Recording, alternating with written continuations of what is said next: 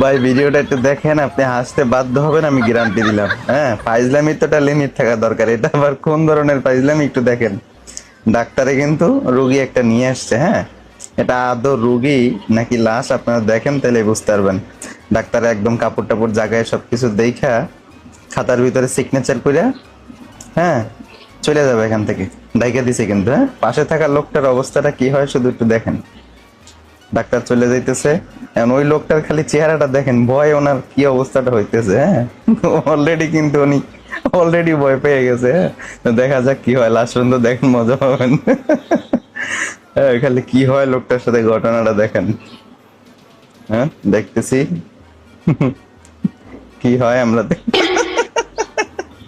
Already কিন্তু পালারা দিয়ে ফেলাইছে রুগিনের লাশ।